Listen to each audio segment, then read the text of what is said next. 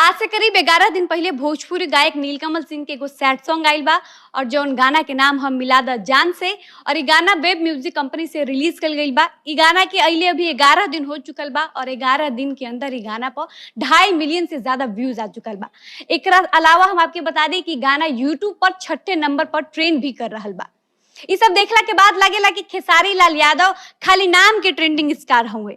हम पहले भी कई बार कह चुकल बानी, अभी भी कहतानी कि ट्रेंडिंग स्टार के टैग नीलकमल सिंह के मिले के चाहिए, काहे कि टैग के असली हकदार नीलकमल सिंह बाड़े। काहे कि इस समय खेसारी हो चाहे पवन सिंह, कोनो जना के गाना यूट्यूब पर ट्रेंड नहीं करत। अगर बात कल जाओ पवन सिंह के, तो पवन सिंह पिछले 1 महीना से कहाँ गायब बड़े, उनकर कोनो अते पता नहीं खे।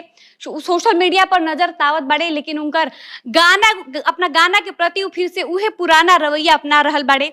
और अगर बात कल जाओ खेसारी लाल यादव के, तो आपके बता दी कि हाल ही में खेसारी लाल यादव के 2 गाना आयल बा, लेकिन उनकर गाना बेशक मार्केट में ग्राउंड लेवल पर बाज रहल बा, लेकिन अगर बात कल जाओ ट्रेंडिंग लिस्ट के, तो खेसारी की दोनों गाना में से एक भी गाना ट्रेंडिंग लिस्ट में नहीं के।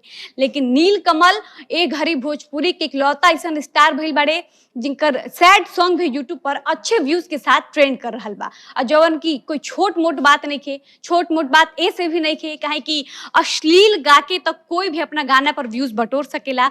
लेकिन अगर कोई साफ सुथरा गाना पर इतना बढ़िया व्यूज आ रहल बा और गाना अगर यूट्यूब पर ट्रेंड कर रहल बा, वो भी बिना कोई गंदगी के, एकरा मतलब बा कि नीलकमल सिंह के गायकी में वो बात बा जेकरा आगे पवन सिंह भी और खेसारी लाल यादव भी फेल बाड़े। ई बात सही बा कि इस वक्त में नीलकमल सिंह जौना फ्लो से चल रहल बाड़े, उनके कोई टक्कर ना दे सकेला। अब बात कल जाओ नीलकमल के गाना के, तो आपके बता दी कि गाना में दिखावल गई बा कि एक प्रेमी बा, ओकर प्रेमिका से करो बात पर झगड़ा हो जाला, बहस हो जाला, जेकरा बाद प्रेमिका अपना प्रेमी के छोड़ के चल जाले। प्रेमिका के याद में प्रेमी काफी दुखी हो जाला, ओके दोबारा पावे खातिर तड़पता, कोशिश करता।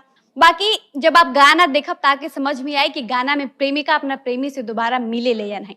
चूंकि गाना नीलकमल सिंह के बाद आपके बता दें कि गाना में प्रेमी की भूमिका में भी नीलकमल सिंह बाड़े और नीलकमल सिंह के ऑपोजिट प्रेमिका के रोल में मॉडल सृष्टि उत्तराखंडी नजर आई वाली, जो कि अक्सर नीलकमल सिंह के गाना में नजर आवेली। एकरा अलावा बहुत कम भोजपुरी के स्टार संगे काम करेली। बाकी गाना में नीलकमल सिंह और सृष्टि उत्तराखंडी की केमिस्ट्री लोगों के बहुत पसंद आवता।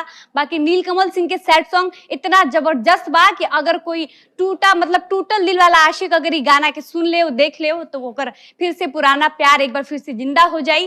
काहे कि नीलकमल सिंह कहल जाला कि यूथ की, युवा के पहली पसंद बाड़े। उनके ज्यादातर यंगस्टर उनकर गाना सुने न सन, उनके पसंद आवेला।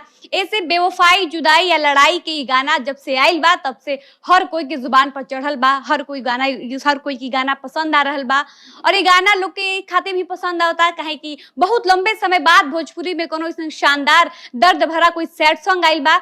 इससे पहले नीलकमल सिंह के कई सारा सैड सॉन्ग आ चुकल बा और उस सारा गाना के ऑडियंस के अच्छा खासा रिस्पांस भी मिलल बा। बाकी नीलकमल सिंह के ई नया सैड सॉन्ग एक बार फिर से ई बात साबित करता कि खेसारी पवन के जैसन नीलकमल सिंह भी ट्रेंड कर सकेले और वो ट्रेंडिंग स्टार के लिस्ट में शामिल हो सकेले। और नीलकमल सिंह साबित करत बाड़े कि उहो कोनो ट्रेंडिंग स्टार से कम नहीं थे। बाकी आप लोग की वीडियो कैसा लागल, अपन राय कमेंट बॉक्स में जरूर बताइब जा। बाकी यही के साथ ये वीडियो के समाप्त करता नहीं, हम मिलब जा ऐसे ही कोनो नया वीडियो में। तब तक हमके इजाजत दी जा। धन्यवाद।